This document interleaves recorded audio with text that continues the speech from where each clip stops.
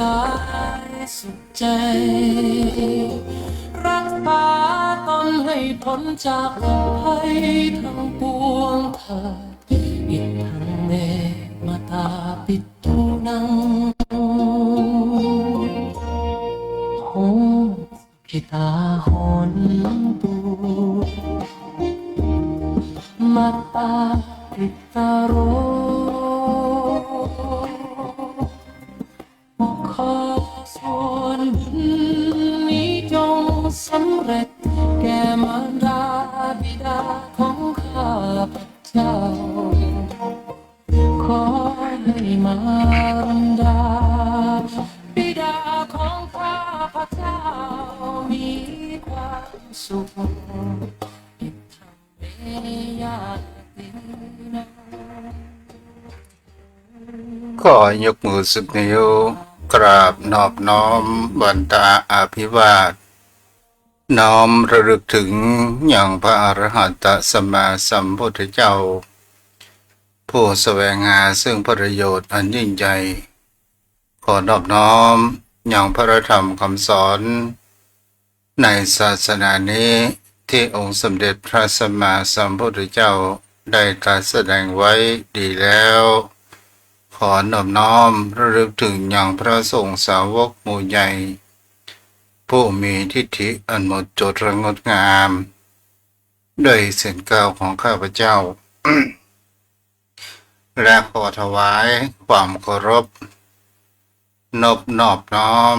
ไหว้สามายังครูบาอาจารย์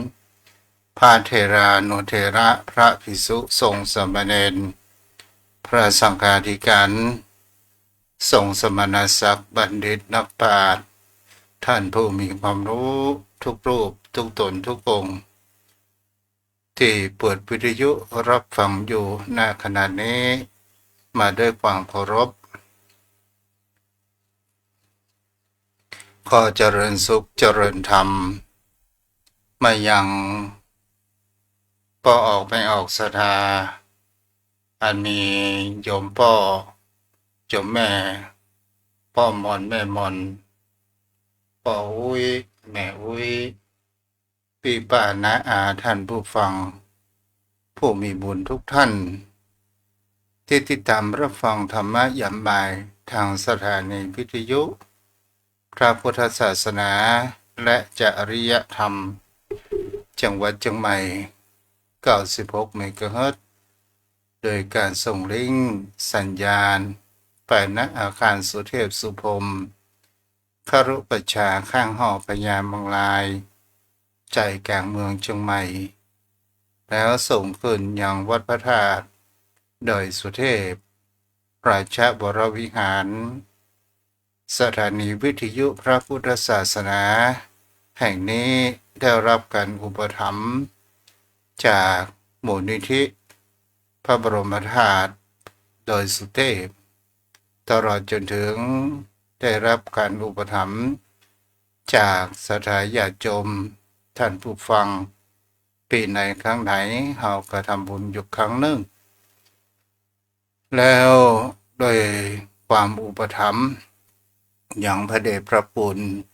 พระธรรมเสนาบดีเจ้าคณะภาค7เจ้าอารามานธิปติวัดพระธาตุดอยสุเทพและขอบคุณในความเมตตาธรรมของท่านพระอาจารย์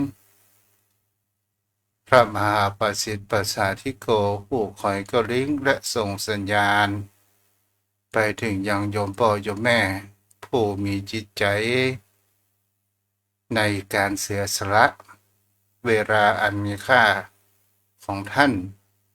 เพื่อประโยชน์สุขแห่งพระพุทธศาสนาและขออนุโมทนากับพ่อครูวรบนามวงกลมหรือว่าดร.วันลบผู้อำนวยการสถานีวิทยุแห่งนี้ที่ใด พระสงฆ์องค์เจ้าแต่ละอำเภอได้ออกรายการวิทยุเพื่อเป็นกำลังอกกำลังใจโยมพ่อโยมแม่ได้ชี้แจงแสดงธรรม ขององค์สมเด็จพระสัมมาสัมพุทธเจ้าเพื่อให้เกิดแห่งความรู้เพื่อให้เกิดแห่งความปัญญาต่างๆนานาเพราะว่าทุกสิ่งทุกอย่างในวิถีชีวิตของคนเฮานั้นบางสิ่งบางอย่างเฮาก็รู้บางสิ่งบางอย่างเฮาก็บ่สามารถที่จะรู้ได้ในชีวิตแห่งการศึกษาเราจะเห็นได้ว่าการศึกษาภายนอกภายนอกหรือว่าระบบการศึกษาจะเป็นประเทศไหนก็ตามจะยังมีที่สิ้นสุดนั่นก็คือคำว่าดุษฎีบัณฑิตหรือว่า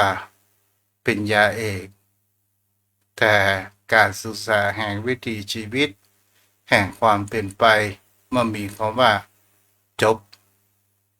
ตราบใดเฮามาหมดลมหายใจฉะนั้นศรัทธาญาติโยมทั้งหลายสิ่งที่บุคคลเฮานั้นควรจะศึกษาว่าพระธรรมคำสอนขององค์สมเด็จพระสัมมาสัมพุทธเจ้าเป็นสิ่งที่คนเฮาน้อมควรน้อมเข้ามาใส่ตัวใส่ตนเอหิปัสสิโกบอกให้ผู้คนนั้น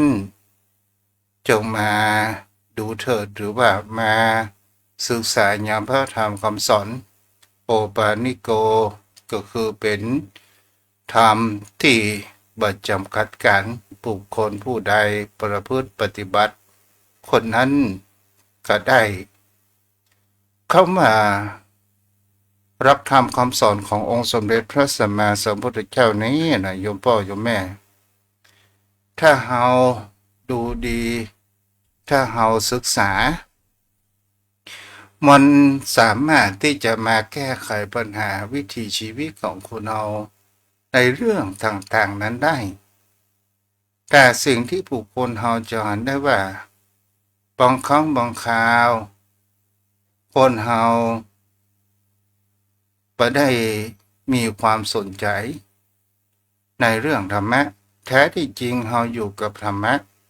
หมายถึงเขาว่าเฮาอยู่กับกฎเกณฑ์ของรักกฎเกณฑ์ของธรรมชาติบนโลกใบนี้ถ้าเฮาอู้ไปแล้วในจักรวาลนี้เนี่ยบนโลกใบนี้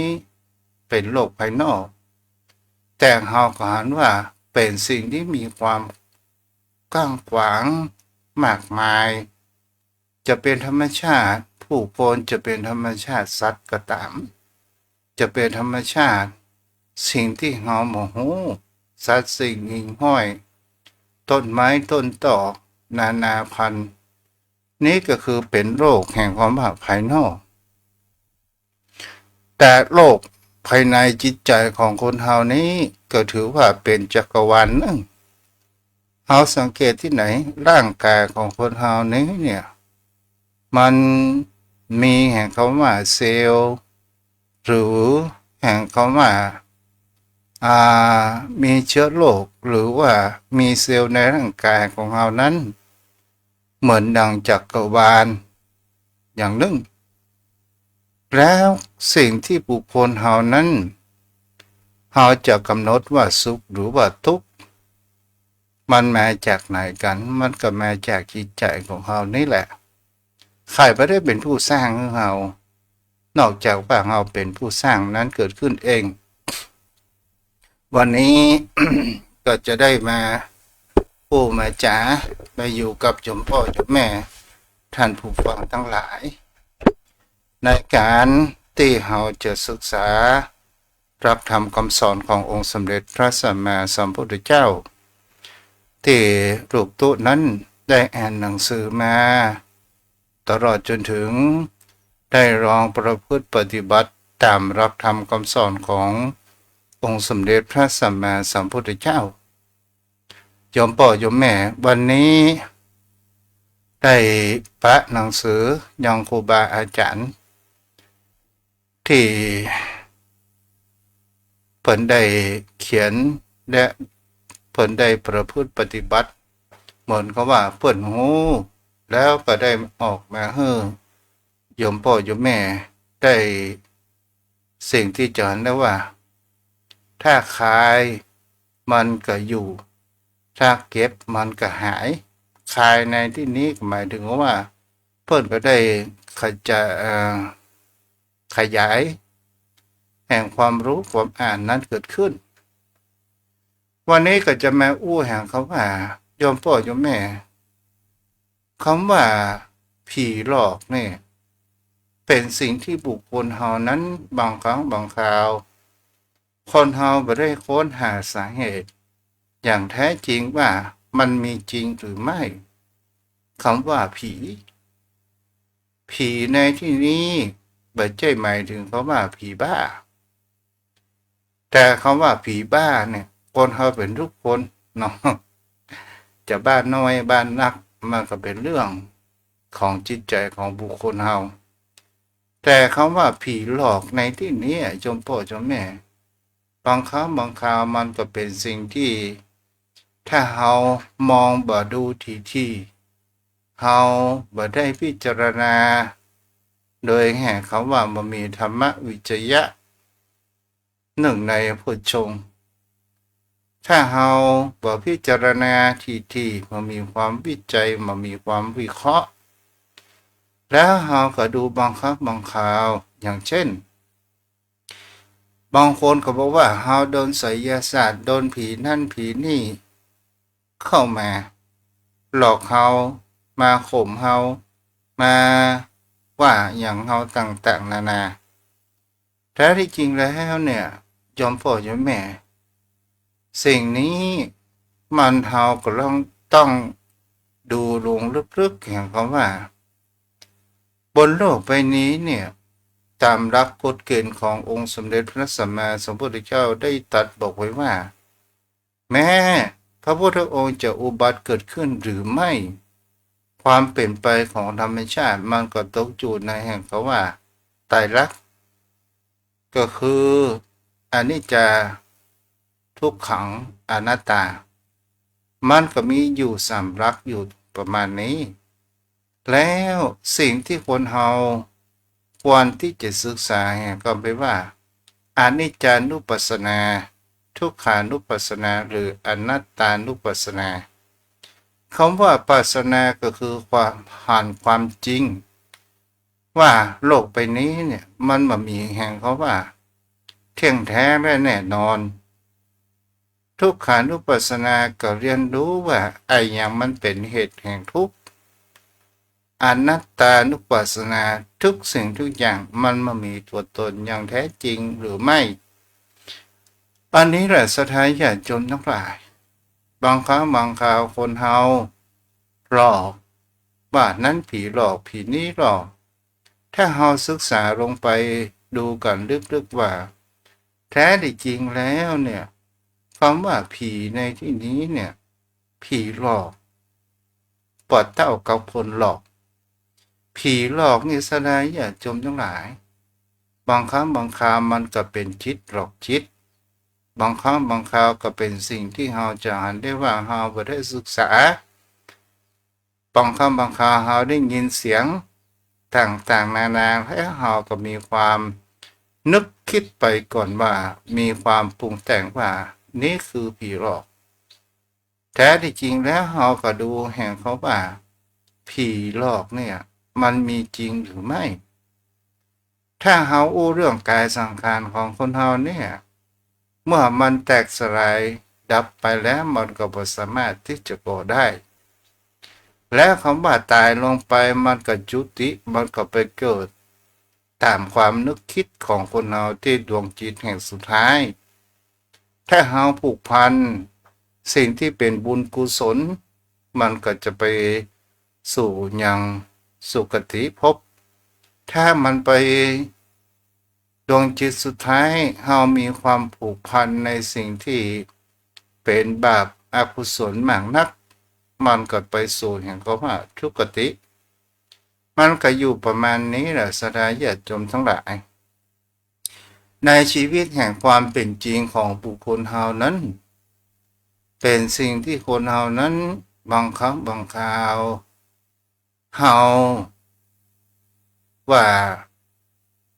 บางสิ่งบางอย่างเฮาก็บอกว่าผีใส่แกคนใส่แกเฮาอู้จะอู้กันง่าย ในสิ่งเหล่านี้นี่เพิ่นบอกว่าสิ่งที่บุคคลเฮาหลอกนี้มันมาจากแห่งคำว่าอ่าอุปทาน ถ้าเฮาแห่งเขาอู้กันไปแล้วก็มีแห่งคำว่าอุปทาน อุปทานเข้าไปยึดมั่นถือมั่นในอารมณ์ต่างๆนานา ถ้าเฮาลองมา ตามที่ตุเจ้าได้ศึกษาได้จะย่อความเมื่อโยมพ่อโยมแม่นั้นได้รับฟังกันว่าบางครั้งบางคราวคนเฮาว่าเฮาโดนคนนี้เสกใส่คนนี้ใส่เฮาคนอู้ไปอู้มาทำให้เจ็บหัวปวดท้อง และก็เป็นสิ่งที่คนเฮานั้นบ่ได้วิเคราะห์พิจารณาดูดีๆและเฮาจะหันว่าแท้ดีจริงแล้วเนี่ยการที่จะหลอกขายหรือว่าเฮาจะหลอกขายหรือว่าบางสิ่งบางอย่างเฮาบ่ได้พิจารณาดูท่วนที่ปาให้โกรธคนเฮานั้นเกิดแห่งคำว่าบ้าจี้มีความอุปทานขึ้นมาว่าผีหลอกคนหลอกว่าผีใส่คนใส่ต่างๆนานาอย่างเขาว่าเฮาเจ็บหัวเนี่ยสถานญาติโยมทั้งหลายเฮาก็มีความอุปทานเกิดขึ้นได้ว่าตัวเฮาเจ็บหัวนี่ก็คือมีความอุปทานเข้าไปยึดมั่นในแห่งคำว่าเวทนานั้นว่าเป็นตนตัวของเฮาเจ็บหัวเมื่อคนเฮานั้นเจ็บหัวถ้าเฮาโมโหเร่เหลี่ยมเท่าทันมันเฮาก็จะเห็นได้ว่าเฮาไปยึดเวทนาว่าเป็นตนตัวของเฮานั้นก็คือทุกขเวทนาแต่ถ้าเฮาลองศึกษาไปเฮาวางจิตของคนเฮาไว้เป็นกลางๆโดยมีสติว่า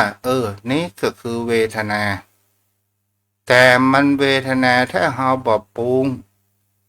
เฮาบ่ตกแต่งเฮาบ่ปรุง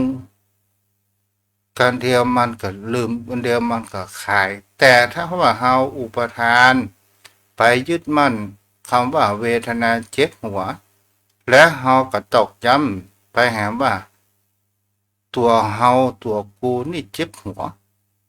เมื่อเฮาเจ็บหัวทีนี้น่ะสดายญาติโยมทั้งหลายถ้าเฮาลองดูสังเกตว่าเวทนาแท้จริงมันก็ตกอยู่ในกฎไตรลักษณ์มันเปิดเที่ยงแท้มันแน่นอนและมันก็เปลี่ยนแปลงไปอยู่ในเวลาใดเวลาหนึ่งอันนี้ก็คือหมายถึงว่าคนเรามีคำว่าเวทนาอุปทานไปยึดมั่นถือมั่นแต่เป็นสิ่งที่บุคคลเรานั้นนี่ก็คือบางเรื่องบางราวระมัดระวังมากที่สุดนั้นคือจิตสั่งจิตที่คนเฮาฮ้องว่าอย่างเขาว่าเชื้อเฮาเป็นเบาหวานเฮาก็ไปสั่งจิตว่าตระกูลเฮาเป็นเบาหวานแล้วมันก็ไปสั่งจิตเกิดขึ้นแต่ที่จริงบางครั้งบางคราวเรื่องมันก็บ่เกิดแต่เฮาไปสั่งจิตอย่างเช่นว่า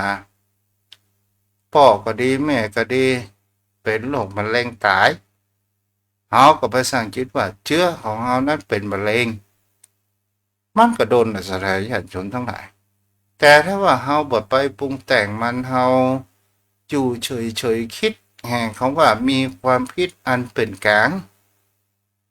แล้วบางเรื่องบางราวในสิ่งที่เฮาคิดมันอาจจะบ่เกิดขึ้นแม้กระทั่งวิถีชีวิตของคนเราในปัจจุบันก็ตามโยมพ่อโยมแม่เฮาก็ดูสังเกตมาคนเฮานั้นเฮาบ่ได้อย่างที่เฮาคิดเฮาบ่ได้อย่างที่เฮาฝันเฮาลองก็ดูสังเกตดูว่าเมื่อเฮามีกำลังวังชาเฮาคิดวางแผนครอบครัวว่าแสนอบอุ่นมีบ้านมีรถมีลูกมีภรรยามีสามีที่เอื้อเฟื้อเผื่อแผ่เป็นคนที่มีความทนุถนอมยังครอบครัวต่างๆนานาเกิดขึ้นเฮา วาดแห่งเขาว่าเลิศหรูมากมายไขพ่องที่จะวาดว่าเฮาโอ้เฮานั้นมีลูกปอดของอยู่ถ้อยฟองคำก็คงจะบ่มีเฮาก็วาดฝันไปบางเรื่องบางราวมันก็เป็นดังที่เฮาคิดบางเรื่องบางราวมันก็บ่เหมือนดังที่เฮาคิดอย่างนี้ก็เหมือนกันสถานญาติโยมทั้งหลายอย่างคำว่าผีหลอกแท้ที่จริงแล้วเนี่ยคำว่าผีหลอกผีนะมันก็บ่มีตั้งแต่ตุเจ้าจำความได้มาจนถึงปัจจุบันมันก็บ่เคยหันสักคำเตือจำได้ว่าครั้งเมื่อสมัยเป็นละอ่อนนั้นนะมีคนใหญ่เนี่ยได้พูดว่าโอ้พ่อสวัสดิ์บ้านใต้นั้นกันเด้อได้ยินคำว่ากันแล้วบ้านของอาตมาก็คือพ่อแม่ไปเฝ้าเนี่ยไร่ใส่นาไปอยู่ในที่ของเปิ้นห่างจากหมู่บ้านสักกิโลนึงแล้วทีนี้เนี่ยแม่ก็ใจไปซื้อน้ำมันคัดก็ตามไปซื้อพริกกะปิก็ตามมันก็จะต้องกายกับป่อซื้อบ้านใต้ที่เขาว่ากันในที่นี้ก็หมายถึงว่าผีหลอกต่างๆนานาเกิดขึ้นตามที่ภาษาคนใหญ่นั้นอู้ให้เฮาฟังแล้วทีนี้เฮาหันกับมาหันอะไรอย่างสักอย่างแต่เฮาโลนเพราะอะไรอย่างล่ะก็เพราะว่าเฮากลัวก็เลยผูกจิตผูกใจไปถึงกายที่พ่อเสื้อบ้านใต้ก็ล้นสถานญาติโยมทั้งหลายล้นตลอดอะถ้ากายหั่นน่ะบางคราวน้ำมันก็โดนแม่ด่าห้องน้ำมันท่วม นี่แหละข้อไปหัวแม่นะปัจจุบันบางคราวคนเฮานั้นก็กลัวความมืดมันคิดหลอกจิตเฮาก็รู้ว่าอ๋อแท้ที่จริงเฮามาอยู่วัดเฮาก็บ่เคยหันผีเพศสักคำเตื้อเขาบอกว่าเอาจิ้นส้มมัสลัดแวดวิหารเฮาก็บ่เคยหันสักคำเตื้อและเฮาก็บ่เคยกระทำเนี่ยแหละโยมพ่อโยมแม่ท่านผู้ฟังทั้งหลายเฮาก็มาหันว่าผีจะมีสักตนตัวอย่างเดียวสิ่งที่คนเฮานั้นระมัดระวังมากที่สุดนั้นก็คือจิตหลอกจิตใจหลอกใจบางครั้งบางคราวคนหลอกคนหลอกคนเนี่ยเป็นสิ่งที่น่ากลัวมากที่สุดสถานญาติโยมทั้งหลายคนหลอกคนเนี่ยมันก่อให้เกิดแห่งเขาว่าต่างคนต่างหลอกเฮาก็ดูสังเกตในวิถีชีวิตของคนเฒ่าพวกกาแม่กาฝรั่งมองข้าก็ตามเฮาก็ลองดูว่าอย่างก็ว่าพวกงาแม่กาจะเนี่ยอย่างใดมีกำไรจะเนี่ยอย่างใดจึงให้คนนั้นได้มาลิ้มลองรสอาหารตัวเก่าจะเนี่ยอย่างใดทำให้ธุรกิจของตัวเองนั้นเกิดความคล่องตัวเพื่อที่จะมีเงินมีทองเกิดขึ้นเฮาก็หันโฆษณาต่างๆนานามีโฆษณาในทีวีหรือใน YouTube ในปัจจุบันก็ตามมีตัวใดของที่บอกว่าใช้แล้วให้เกิดอันตรายมันก็มามีสถานญาติโยมทั้งหลายส่วนมากก็มีโฆษณาสิ่งดีๆทั้งนั้นบางเรื่องบางราวสถานญาติโยมทั้งหลายอย่างเขาว่าเฮาจะให้คนเชื่อในตนตัวของเฮาจะอู้ว่ากูเป็นคนอย่างอันกูเป็นคนอย่างกูเป็นคนสวกมันจะมีไผเผ่าที่อู้แห่งความจริงในแห่งชาติญาณของตนตัวออกมามันก็มันมีไผเอาไปแปะหน้ากันเฮาก็รามสารรุกสุกดิบ แต่สิ่งที่มันลึกๆอยู่ในสิ่งนี้มันก็มามีภัยหันมันก็มามีภัยบอก อย่างว่าขโมยกระโจรสถานญาติโยมทั้งหลายถ้าว่าไปคนที่ไปรักขโมยถึงว่าเปิ้นมาหันถึงว่าตำรวจจับอันยังก็ไม่ได้แล้วเปิ้นสงสัยเปิ้นก็ไปถามมันจะตอบความจริงหรือไม่มันก็ไม่ได้ตอบความจริงมันก็จุเฮาหลอกเขาอย่างนี้เป็นสิ่งที่คนเฮานั้นเกิดหันได้ว่าอย่างมีเรื่องหนึ่งก็คือมีแม่หญิงฝรั่งอันนี้เป็นเรื่องของทางชาติแม่หญิงฝรั่งคนนี้เนี่ยได้คบซ้อนปวดใจถึง5 คนเพื่อที่จะรอกเงินของปวดใจเพราะว่าแม่หญิงคนนี้ก็คงจะมีรูปร่างหน้าตางามมีสวดทรงดีแล้วก็หันว่าเขานั้นกัดใจแห่งคำว่ามัญญาของตัวเองจูหลอกหัวใจไปอำเภอนั้นก็มีคนอำเภอนี้ก็มีคนอำเภอนั้นก็มีคนแล้วก็เป็นสิ่งที่จะได้ว่าเขาแกเนี่ยคบทีเดียวถึง5 คนสถานญาติโยมทั้งหลายแล้วก็ไปหลอกเงินหลอกทองปนแม่ต่างๆนานาเกิดขึ้น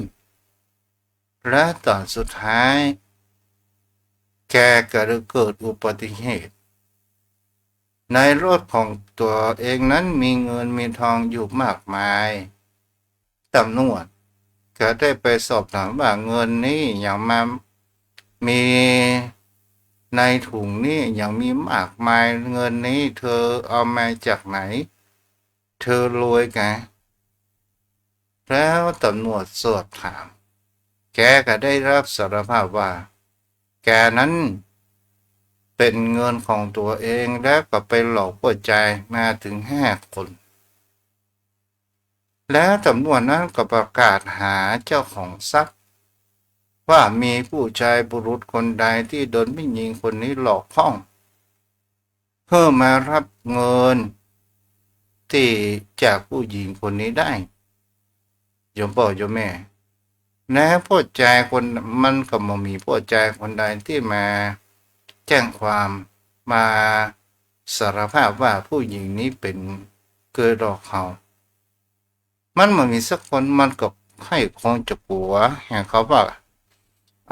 เปิ่นจะว่าอ๋อคนนี้แกคนนี้แก ให้ละอายสนาญาติโยมทั้งหลายแล้วเราก็ลองไปศึกษาดูป่าในวิถีชีวิตของคนเฮาเนี่ยบางครั้งบางคราวเฮาดูแห่งคำว่าในเรื่องแห่งคำว่าสภาวะสิ่งที่มันเกิดขึ้นเนี่ยเฮาระมัดระวังมากที่สุดคำว่าอุปทานเนี่ยอุปทานเฮาจะหันได้ว่าอย่างครับเปิ่นครอบครัวเฮาจะหันได้ว่ามี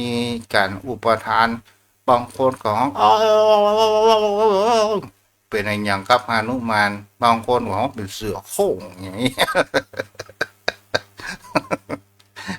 นี่แหละเพราะว่าอุปทาน สถานญาติโยมทั้งหลายถ้าเราดูไปแห่งประการหนึ่งว่า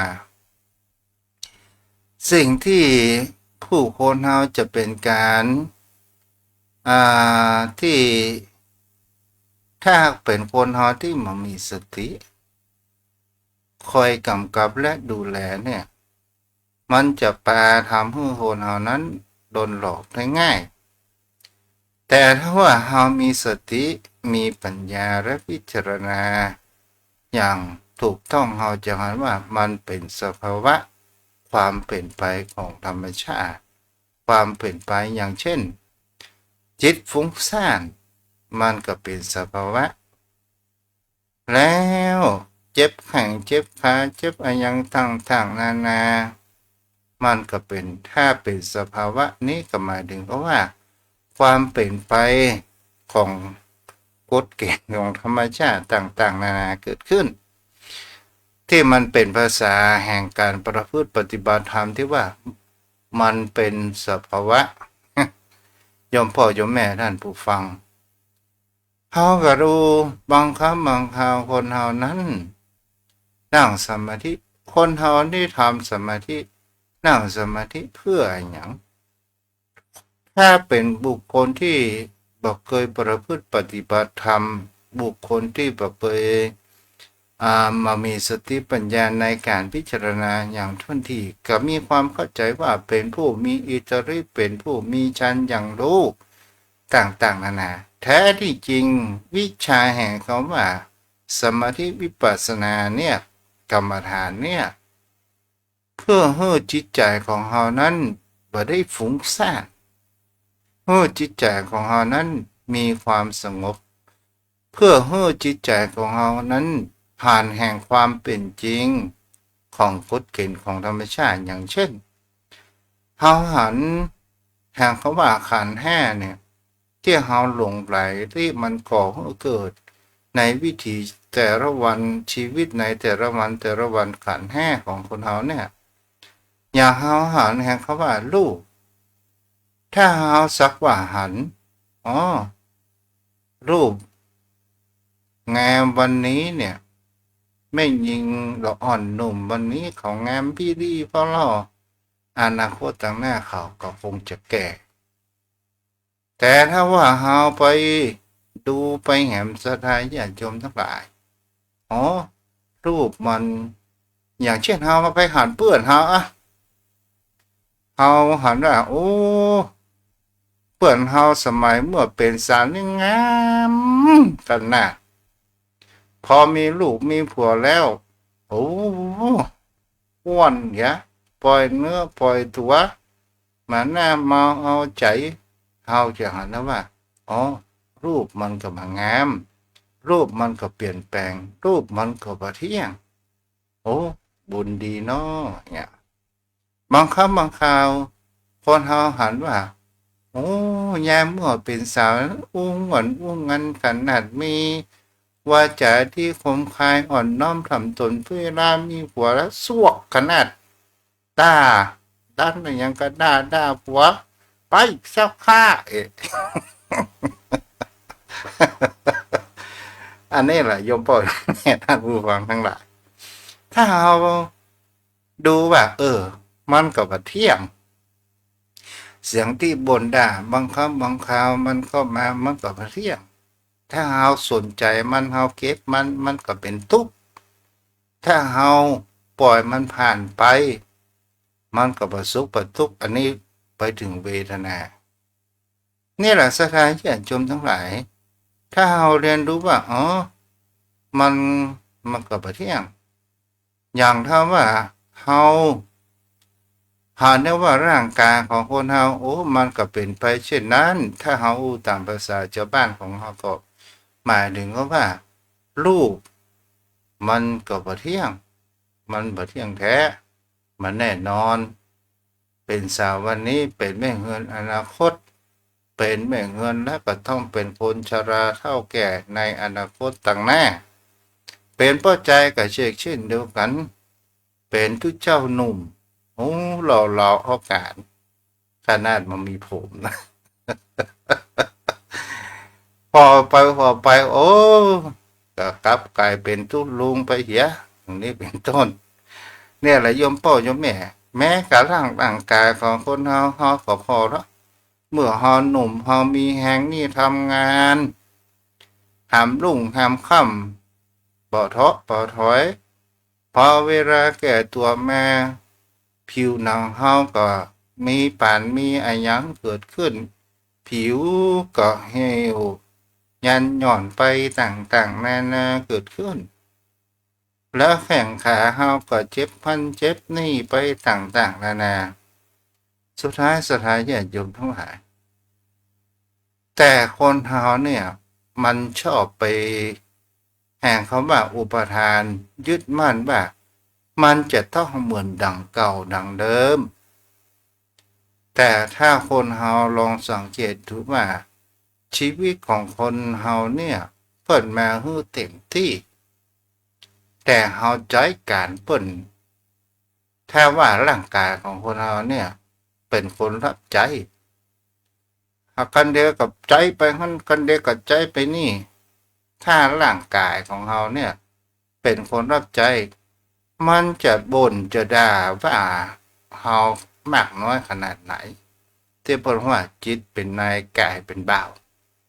นี่แหละโยมพ่อโยมแม่ถ้าเฮาใจนักพอเวลาแก่ตัวมันก็เจ็บแข้งเจ็บขาเจ็บพันเจ็บนี่ปวดในกระดูกกระเดี่ยวปวดมันก็เป็นไปตามกฎเกณฑ์เพราะว่าเฮาใจเพิ่นเยอะในเมื่อเฮาหนุ่มถ้าว่าเป็นโยมแม่เขาซ้ำไปใหญ่ก็ต้องเปิ้นฮ้องว่าเมื่อมีลูกมากเปิ้นฮ้องว่าได้แบ่งเสียวให้กับลูกกับพ่อกับแม่อันนี้ก็เป็นสิ่งที่ผู้คนเฮานั้นก็ลอง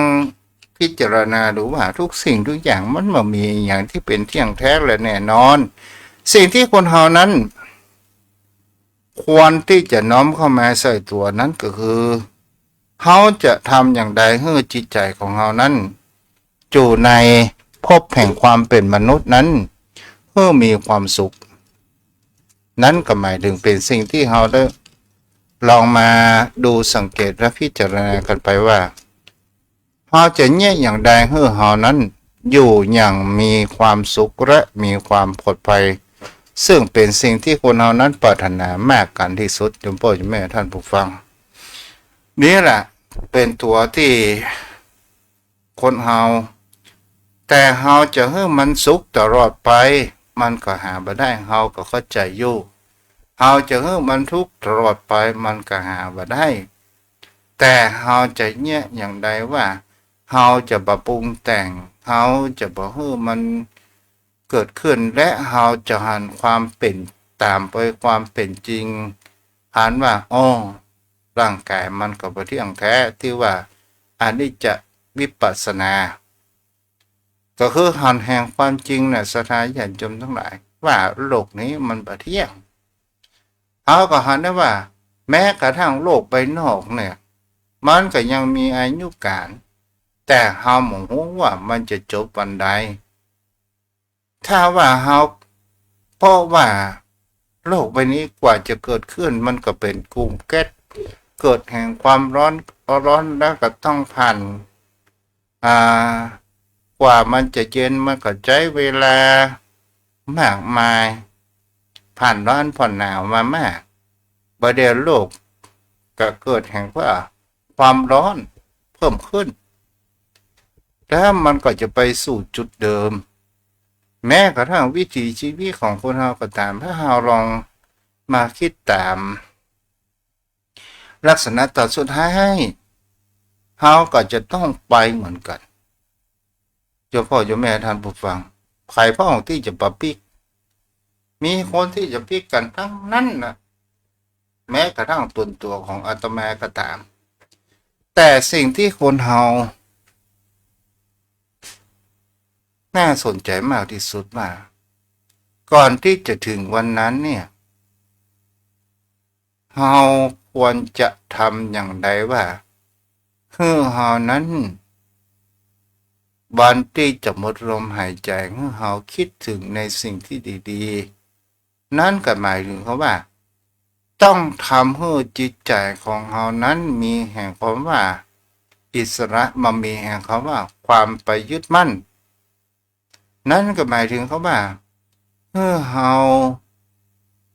อยู่ในแห่งเขาว่าคิดดีพูดดีและทำดีและจิตของคนเฮานั้นมันก็จะมีผูกพันแนบแน่นอยู่ในพระรัตนตรัยและในสิ่งที่ดีๆนั้นเกิดขึ้นโยมพ่อโยมแม่ถ้าหามาอู้แหมประการหนึ่งสิ่งที่คนเฮายึดมั่นถือมั่นถ้าเฮาพิจารณาโยมไปพอเวลาวันพุธก็มาต่อเนาะยังบ่จบเด้อโยมพ่อโยมแม่เดี๋ยวขออู้กับป้นนั้น ก่อนที่อู้กับปนนั้นก็มีผู้ติดตามทางเฟซบุ๊กรับชมรับฟังมีน้าน้องคนเดิมแม่จันแป้งแม่เลี้ยงหวยแม่จุนศรีภาชาแม่ประกายพึกษ์มนเจริญอ่าพี่อ่าพี่เพนเนาะสาธุอนุโมทนาเด้อที่ติดตามรับฟังเอาละจูกับปนันละทางมือถือมีแม่หอมภาษาแม่น้อยในเมืองเนาะอาระยมพ่อโยมแม่ท่านผู้ฟังเอากลับมาฟังป้อนานตัวเพื่อให้เกิดแห่งความคิดของให้เกิดแห่งคำว่าปัญญาเนาะจะ ค เริ่ รั ม บขอกราบแทบใต้เวสาในเมตตาบารมีธรรมท่านพระคุณเจ้าด้วยความเคารพอย่างสูงยิ่งครับท่านเจ้าครับ เจ้าฮ้อนหล่มมาแล้วเด้อป้อนานเนาะ โอ้ท่านพระคุณเจ้า มันฝ่ายมากกว่าฮ้อนนะครับเย็น อืม ใกล้แจ้งน้อยเดียวแต่ว่าก็ฝนตกมหาบดีนะ หมอกไหลไก่นะครับท่านเจ้า ตัวเจ้าก็รดน้ำไหลขี้ปุ่นโอ้ ครับมัน เกิดมาบ ล น ง กุฏิบ่อถนนอย่างมันไหลโปเปว่าโอ้ฝนตก ใบไม้ก็ลงละแล้วละใบไม้ตก จ้ะ เก็บดอกนิ้วอะ โอ้ครับหน้านี้แม่นครับนั่นดอกนิ้วก็ออกแล้วก็ ตี ใบไม้ก็ผลลักออกใบจะดีนี่เอาจุดลงวันท่านเจ้าครับ เจ้าหน้าวัดเนมีดอกนิ้ว เก็บเอาไว้ใส่แกงแค่เนาะ เอาก็ได้ วันนี้เขาภาษาครับท่านเจ้า เอาก็ได้นี่อย่างอุ้ย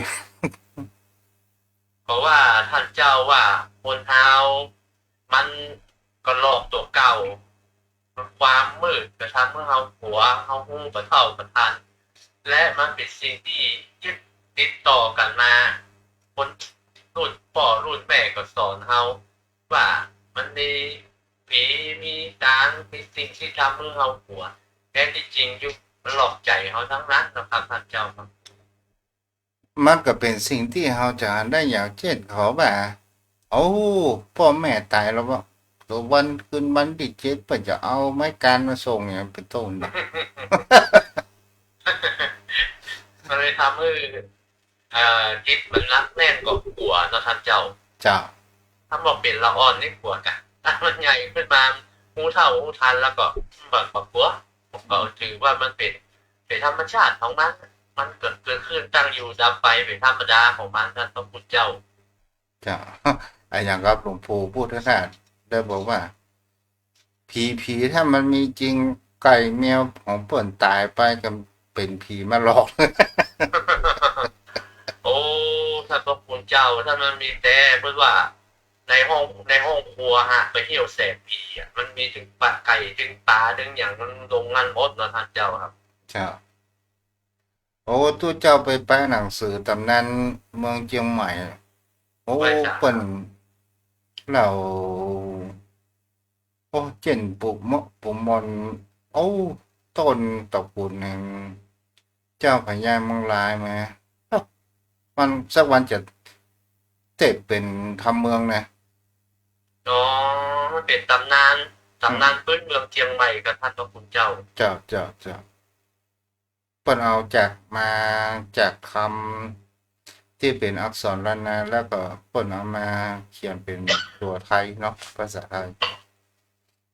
ส่วนมากเพื่อนก็บันทึกเป็นตัวเมืองเป็นนักท่านพระคุณ เอา เจ้า เปิ้นบันทึกตัวเมืองในใบลานนักอะ ครับ ของเก่าๆเดิมๆแต่ก้อนนี่เป็นตัวเมืองว่าเพิ่นเก็บเป็นหีบเป็นลังไว้หีบทำใส่พวกผ้าไว้บนหอธรรมของท่านพระคุณเจ้า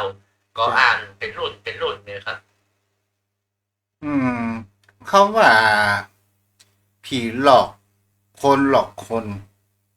คนหลอกคนเนี่ย มันหันเป็นตัวเป็นตีนและก็ทำเมื่อคนเฮานั้น ถ้าคนหลอกคนเนี่ยเฮาจะเห็นได้ว่ามันมีหลายเรื่องราวต่างๆนานาที่เป็นคำพูดคำจ๋าถ้าอย่างเขาว่า มิจฉาชีพเนี่ยก็คือหมายถึงเขาว่า พวกนี้อู้ ปะเล้าปะลมเพื่อเฮาเกิดแห่งความเชื่อและเฮาทำให้เฮานั้นเปิ้นเขาว่า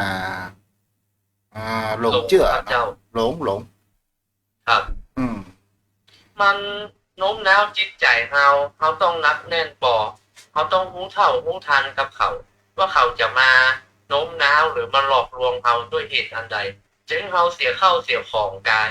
จึงเขาหลงเชื่อด้วยประการอย่างใดครับท่านพระพุทธเจ้า อย่างก็ แต่ ว่า ว่าถ้าผู้หมอบให้หัวบนมีสาระแก่สารอย่างก็จึงเป็นปกติธรรมดา เป็นอารมณ์ธรรมดา หลอกกัน อืมเทเป็นมุกเป็นอะไรอย่างนี้นะ เพราะฉะนั้นมันเป็นปกติธรรมดาคลายเครียด อืม ท่านเจ้า แต่ว่าถ้าเสียเข้าเสียของบรรจุหลอกลวงทรัพย์สินของเงินทองของเราเนี่ยเราก็ต้องรู้เท่ารู้ทวนรู้เท่ารู้ทันแล้วเราต้องตั้งสติให้ได้เราต้องอย่าไปเกิดความโลภจะไปอยากให้ได้ของเขา มันจะเสียท่าเสียทีเขาถือว่าของอยู่กับเราเนี่ยมันดีสำหรับเราแล้วมันบ่มีภัยมนุษย์ในโลกเนี่ยที่จะให้เราของฟรีๆของฟรีมันบ่มีในโลกท่านเจ้าส่วนมากมันก็จะได้อย่างเสียอย่างมันจะปลาะเอาเฮามันจะหลอกลวงเอาเฮาเราต้องตั้งอย่างอันนี้มันแลกกันเนาะเอาของมาแลกนะหันเป็นของดีแล้วคนนี้ว่าถ้าดีก็เก็บไว้เถอะเนาะของเฮาบ่ดีเฮาก็จะเก็บของเฮาไว้เนี่ยท่านพระพุทธเจ้า ถ้าเขาอู้ง่าย อย่างเช่น ในธุรกิจที่หมู่ดาราก็ดีคนชื่อคนโด่งดังก็ดีที่ตีคุกตีตารางกันอย่างเช่นหลอกกันในเรื่องแห่งคำว่าการลงทุนลงทุน 1,000 บาทได้ตอบแทนเดือนละหมื่นเนี่ยก็ได้ เกิดความโลภและอยากความอยากไม่ได้แล้วครับ แล้ว ตัณหาราคะเกิดละ ทีแรกเขาคิดว่ามันเป็นไปได้ป่ะกันเดียวอ้างคนนั้นอ้างคนนี้ว่าคนนั้นก็ลงทุนคนนี้ก็ลงทุน แม้กระทั่งคนขายครัวเหล่เนี่ย บอกว่า โอ้เครื่องนวดเนี่ยตัวเจ้าวัดนั้นเพิ่นก็ซื้อนะท่านอาจารย์ไปซื้อกา อันนี้ก็เป็นคนหลอกคนนะพนะ โอ้ท่านพระพุทธเจ้า มันใจคำอู้วางเฮาถ้าเฮาตกอยู่ในหลุมพรางของมันเขาก็เจืองแต่ท่านพระพุทธเจ้า หนูขอเวลา5 นาทีค่ะหลวงพ่ออนุญาตไหมโอ้เขาลองอนุญาตไปละมันเหมือนจะ5 นาทีมันหวานไปละ โอ้มันหวานที่จุกขนาดออกมาซื้อ1 แถม 1อันนี้แถมฟรีเขาจึงต้องตั้งสติให้ดีท่านพระพุทธเจ้าจะไปหลงกลมันง่ายๆอย่างน้อยต้องคบหาสมาคมกันเป็นปีๆถึงยังบอกหู้จิตหู้ใจกันเตือนนะระยะเวลาแค่4-5 นาทีจะเอาเจืออย่างมันได้ หลวงพ่อไม่ต้องจ่ายวันนี้พอร์ตกับหนูก็ได้ เป็นหนี้ไปด้วยอัตโนมัติ โอ้เงินผ่อนนะครับเอาตกเป็นหนี้เป็นสินเปิดของมันเป็นแก๊งสแกมเมอร์ท่านพระพุทธเจ้าที่หลอกลวงนะ อันนี้อู้ถึงพวกแม่ค้า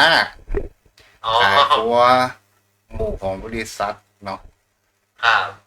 แต่หมู่สแกมเมอร์นี่มันก็อันนั้น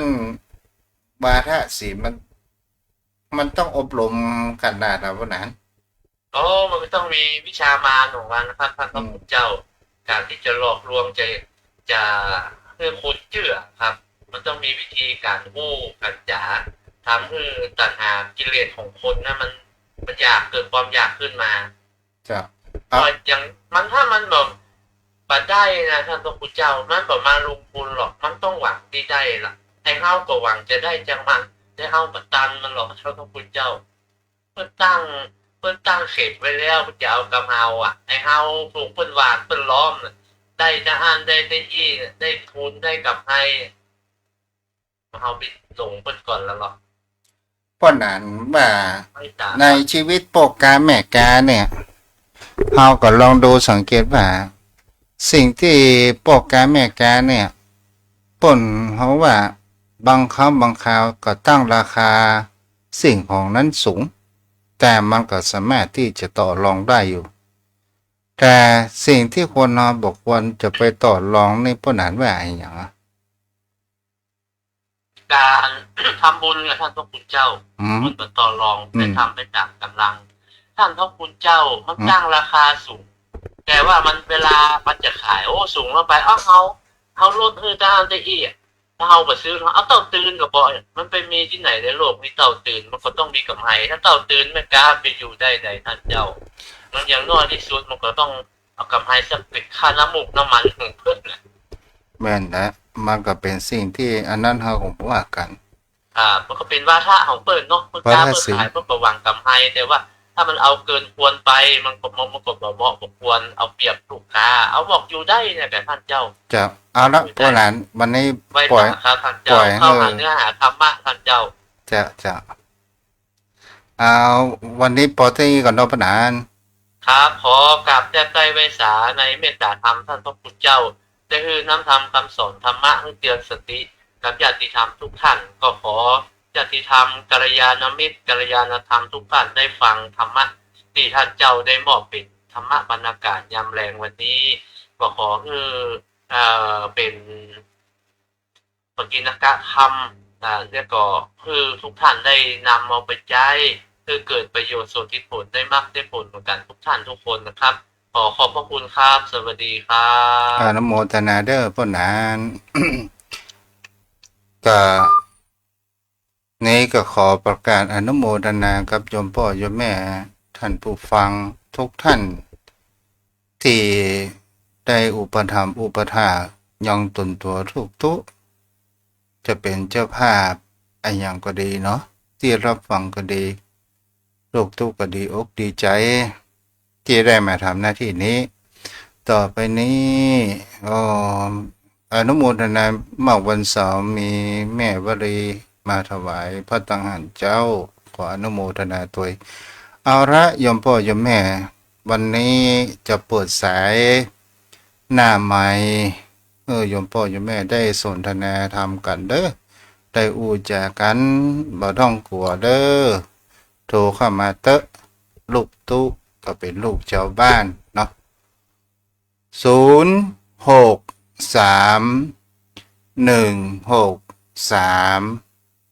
0631639950วันพรุ่งนี้ก็มาอยู่กันเหมือนดังเดิมเนาะช่วงนี้ช่วงออกแรงมันก็มีงานนักมีงานปล่อยหลวงพ่องมีงานประชุมเพิงพ่องมีงานทางด้านคณะสงฆ์ฝ่ายเผยแพร่การช่วยเหลือต่างๆนานา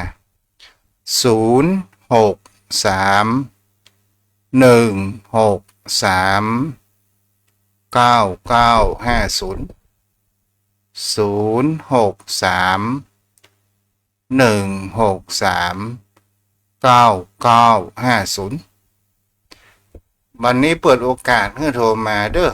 ถ้าใครประโทรมาต่อไปก็จะคู่กับป้นอันสายันจนหมดเวลาเนาะเอาโทรเข้ามาได้เด้อที่เบอร์โทร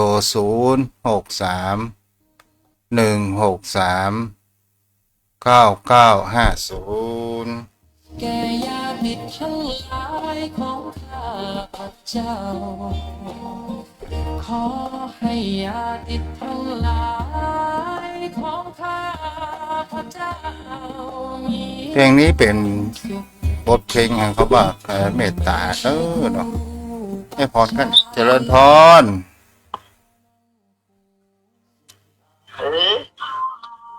ฮัลโหลแม่ปิดวิทยุก่อนโทรไปเลยเป็นนั้นเปิดเพลงกันอยู่ โทรมาเลยเนี่ยกำลังอู้แม่ปิดวิทยุก่อนเสียงมันกล้อง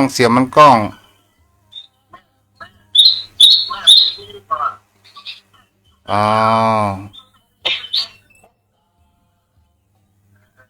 เอาใจแล้วแม่เด้อ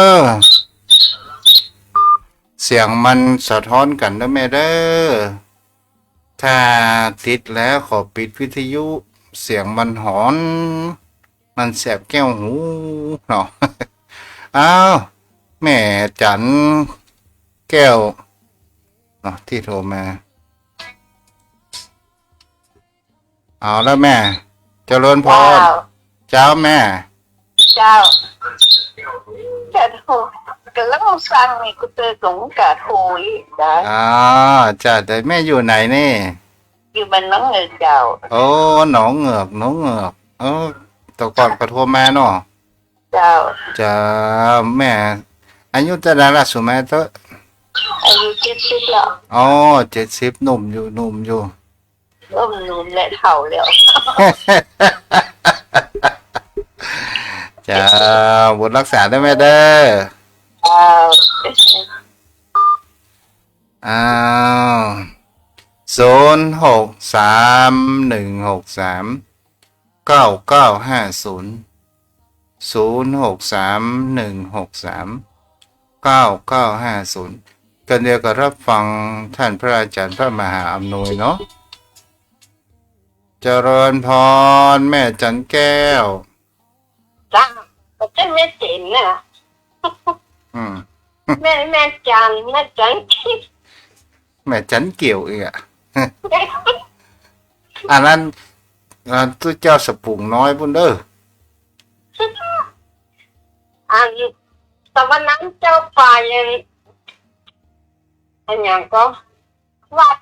เนี่ยแล้วเจ้าไปเสาะเนี่ยว่าท่านก็ครูบอกแปะ วาสนาบ่เติงกันเนาะ ก็เลยรวดไปยันสอบไปวัดอันอย่างเนี้ยว่ามันหลายวัดจำมาได้จ้ะ เจ้าอนุโมทนา วันแน่ก่อนนอ เจ้าแม่บุญรักษาเด้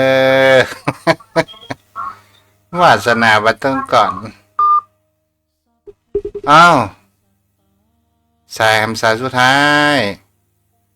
0631639950กันเดียวกับติดตามรับฟังท่านพระอาจารย์พระมหาอมหน่วยปัญญาวชิโรกุติบู8สำนักวัดพระสิงห์รายการธรรมะเพื่อประชาชนส่วนรายการธรรมะยามบ่ายวันพุธกับปะกันในเวลานี้เด้อยมพ่อยมแม่หมอมีภัยแล้วแกก็จะลงแล้วเด้อก็เจริญพรรายการทำแม่เอาละหมดเวลาพอดีปุญกินปุญทานรักษาอายุวันโนสุขังพลัง จงมีความสุขกายสุขใจ รักษาตนให้พ้นจากภัยทั้งปวงเถิดอิทังเมมาตาปิตูนังหงสุขิตาหนตูมาตาปิตาโร ขอส่วนบุญนี้จงสำเร็จแก่มารดาบิดาของข้าพเจ้า ขอให้มารดาบิดาของข้าพเจ้ามีความสุขอิทังเมยาตินัง